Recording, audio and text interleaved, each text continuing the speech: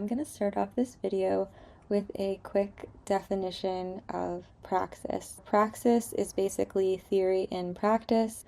For me, my anthropology degree in college was so much more than just a test of my certain intellectual capacities that I had. Every time I read a pivotal piece of theory or text, I really tried to internalize it and apply it to my everyday life.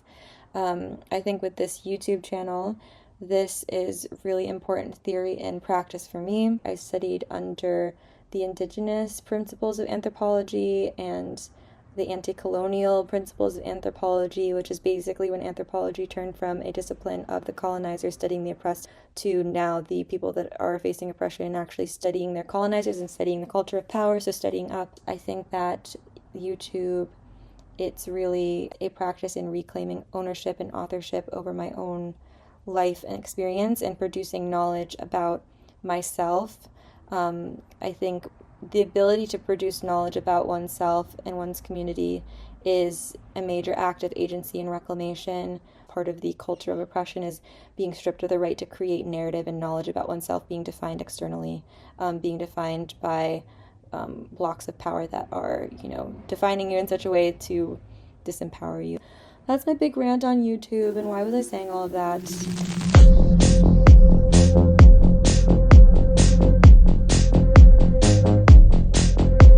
I am currently in the Netherlands, and I have been having a very high support needs week. I think my brain is just extremely overstimulated by traveling, moving to a new continent, and basically starting a major new chapter of my life away from friends and family. I didn't really expect this hit to come to my cognitive functioning so heavy and so hard. I knew that it was maybe a possibility, but I think I kind of just put it out of my head and thought that the euphoria of the new experience would kind of kick in and just take away any cognitive functioning difficulties I might experience, because sometimes when I have a lot of new stimulus come in, I actually have almost like a jetpack refuel, have a boost in my cognitive functioning abilities, where I become so energized by my new identity and new place that then my creativity kind of explodes. And I'm sure that period of time will definitely happen. I'll definitely settle. It's just that right now, that's not this moment, and there is something to learn from this moment. I'm trying to be without resistance to this current moment of difficulty, and through accepting the fact that my cognitive abilities are taking a hit, I am trying to be also loving to my brain and loving to myself.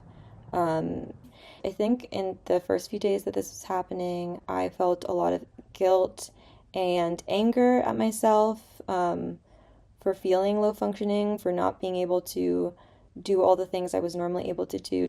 And I like to think of it let's say that you just run a marathon, and after the marathon, you obviously are needing rest of recovery, but then let's say you're in a situation where nobody else thought you ran a marathon, and they're all just looking at you, expecting you to cook dinner and drive to pick someone up from work and just do all these things, and you're I just ran a marathon, I need to rest. I am all those people in that. I'm referring to myself as the marathon runner and also myself as the person gaslighting the marathon runner.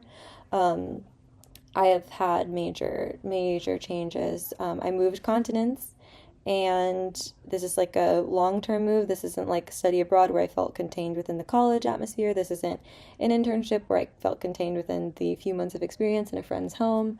This is a long-term move. This is I'm starting to build my life in a new place. I'm going after my dreams of being an anthropologist and a writer and also an artist and healer and all these things. So I'm really going after a lot of things. And this is the culmination of years of dreaming, of years of wanting to do all these things. This is a major moment.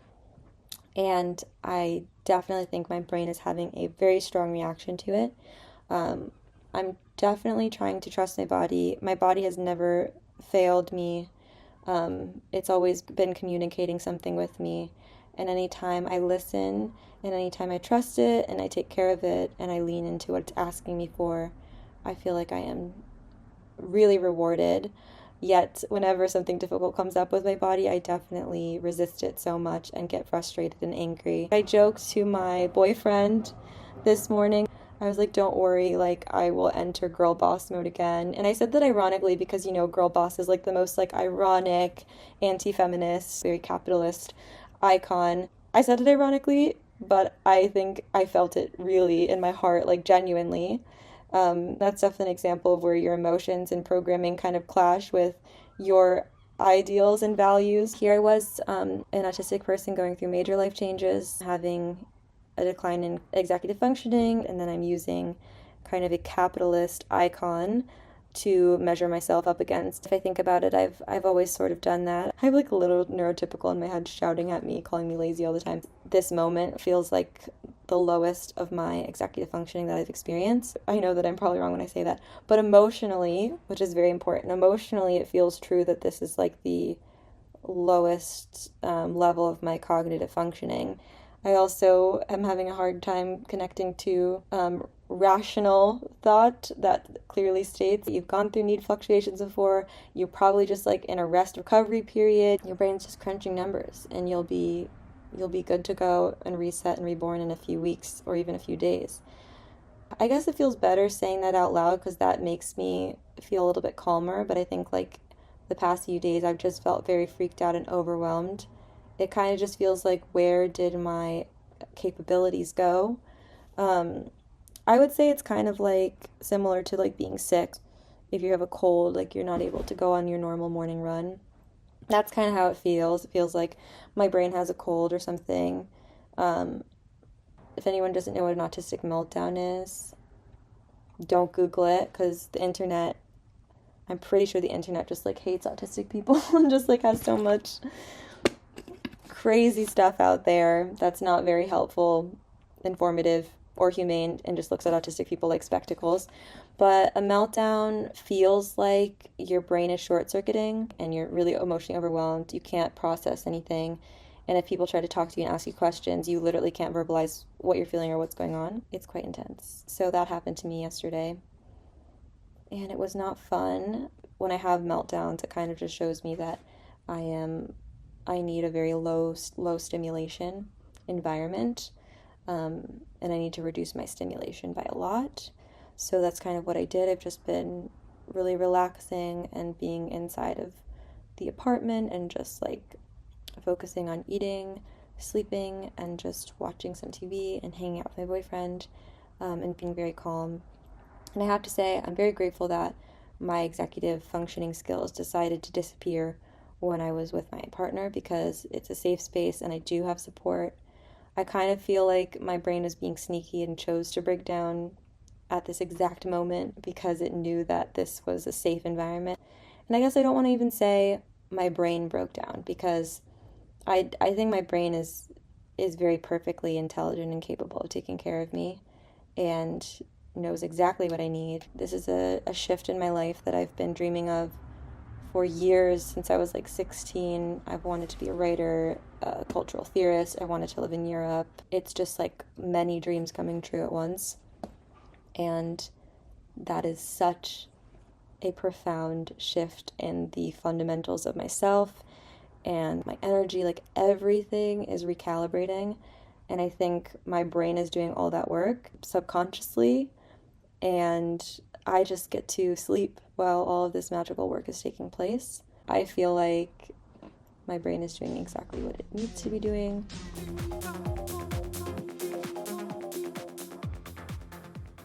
This is kind of my post-meltdown reflection. When I filmed the last video, I was still in meltdown recovery, and I was also in a state where I was pretty fragile. So like if I had gone on a walk outside or anything small could have kind of like pushed to another kind of meltdown. It was just a very fragile sensory state.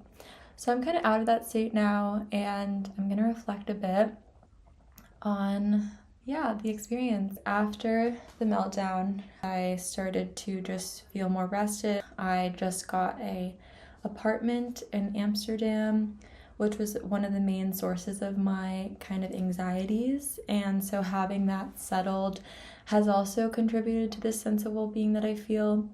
But even before that was finalized, other things that really helped was just the fact that I let the meltdown run its course and I didn't necessarily try to fix it or correct it. Something that was very helpful that my therapist and I talked about is that it's not that you're trying to fix a meltdown. Like, a meltdown is a healthy function of the human body. We have these periods of times where we just have to push through the overwhelm because there's no room to get sick or to feel bad.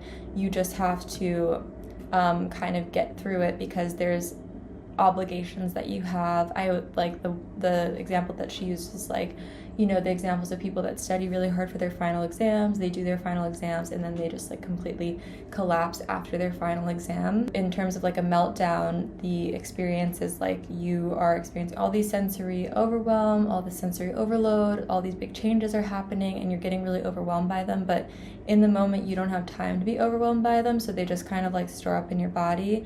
And then as soon as you get to like a safe space or a place that is like more calm and a moment that is like more chill, then the meltdowns start happening, because the meltdown is literally just like those emotions of overwhelm getting processed through the body. And you know, emotions have to be somatically released and somatically felt. A lot of times I feel like the mentality is like an emotion comes up and we feel like it's bad or it's wrong, and then the narrative about the emotion becomes more overwhelming than the actual physical expression of the emotion. Like, if we were just raised in a culture that normalized feeling our emotions and not creating narratives about how they're bad or wrong, then it would be so much easier to just like let those emotions somatically release through our bodies. But for me, the worst part of my meltdown was not really the physical sensations of the meltdown or the stimming. It was thinking to myself, this stimming looks weird. It's weird that I'm not speaking. It's weird that I'm pacing. It's weird that I'm like doing this repetitive behavior. It's bad that I'm feeling these things. I should be feeling excited. I should be feeling happy because all these great things are happening.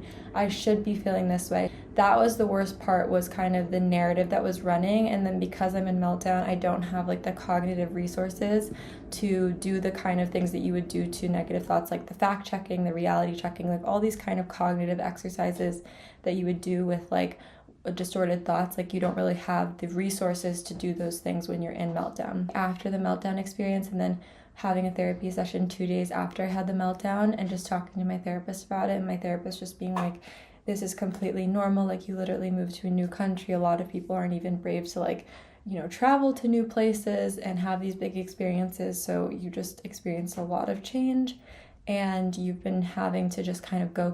Like, these past few weeks of like trying to wrap up my job and then wrap up packing and then say goodbye to all my friends and pack up my like childhood bedroom and like do all these things and then get to the new country and like take all these trains, move with my heavy luggage. I've just been really doing a lot of things that have been very taxing. I haven't had any time to like replenish, process, or anything, so it all just kind of built up in my body. And then as soon as I got to my boyfriend's apartment, I just completely like started having meltdowns like every single day and just felt like really like out of it. And it did feel good in a certain way because it felt like I'm allowed to kind of like collapse here. Meltdowns really are like a form of like deep restoration, because during a meltdown you're just like intensely experiencing these emotions. It's kind of like a deep scrub of your emotional body, and that's kind of what meltdowns are as well, just like this deep scrubbing. And during that period of time, like when the meltdowns are happening, or when like, you know, I kind of had 2 weeks where my cognitive functions completely declined to probably like 5% of what they normally are, or less. And after coming out of that period of time and like coming back into this period of time where I have like my cognitive functions, I think, are like back up to like where they normally are, I am just like experiencing kind of a replenishment and integration of the past few weeks. I feel more energized, I feel more creative. So that all happened like post-meltdown, and that's something that has always happened post-meltdown. My meltdowns have always been this kind of like deep reset. And I think like just learning how to appreciate them is really great. I think this was a really great meltdown experience because I've had meltdowns throughout my whole life, obviously, but I've never had one that was so conscious. Like, I felt this was like a really conscious meltdown. Some other takeaways from the meltdowns that are going to be helpful, I guess, for me in the future is just like, yeah, not to create narratives when in meltdown about your entire life, because in that moment your body is like experiencing grief and pain, and it's not like a place that you want to narrate from.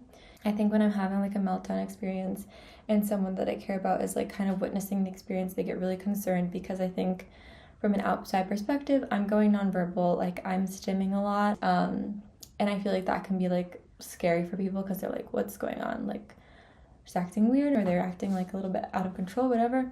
And my therapist just being like, we need to just like normalize what the meltdown looks like. It's a healthy, natural part of like your body's cognitive process. It's the natural way that your body is going to process big emotions and big changes, is like through a meltdown. So kind of neutralizing that experience and just being like, my body's just trying to regulate. I'm going nonverbal because like I don't have the capacity to like speak in that moment, and my body's conserving that energy for the other things that are happening. I'm pacing back and forth because that regulates my nervous system. I don't want to go outside because when I'm inside there's like less stimulation. Like, none of these things are like inherently bad things. I think that when we start to like stigmatize what a meltdown looks like and the behaviors that are apparent in a meltdown, that causes like many more problems, and it's not really useful or helpful. It's much more helpful to just like normalize those behaviors. Because again, like the worst part of the meltdown for me was really not the meltdown. It really wasn't like the somatic sensations, the need to stim, the need to be inside. What was the worst thing was just in my head thinking like, I'm acting weird, or this is weird, or this is bad. I should feel happy. I shouldn't be feeling any grief. I shouldn't be feeling overwhelmed. I should be functioning in this specific way, and I should be being productive. Like, that narrative is what made the meltdown experience bad. The other things felt like it was getting energy out of my system, and it was alchemizing energy. I also think like in the broader culture, just like the way that meltdowns are kind of like talked about, I feel like we are like literally decades behind on representation for autistic people. Autistic people are treated like animals in a zoo on the internet is just really gross. Oftentimes by people's own family members, they'll like treat their family members like zoo animals and post their meltdowns. That's crazy. But yeah, just like this treatment of it like it's a freakish event. I think that's all just like very, very stigmatizing to the neurotype, and I think it's just good to view them as like neutral events that happen. We're not trying to stop it, we're not trying to fix it, we're not trying to like shame it, we're just trying to facilitate the experience and make it as pleasant as it can be. That's everything on this video. I will return to my high quality camera next week. I'm really going for consistency over perfection and just trying to get these videos up. Over time, the quality will get better, things will get more thematic, it will all come together, but I just really need to like stay committed. So yeah, thank you for watching.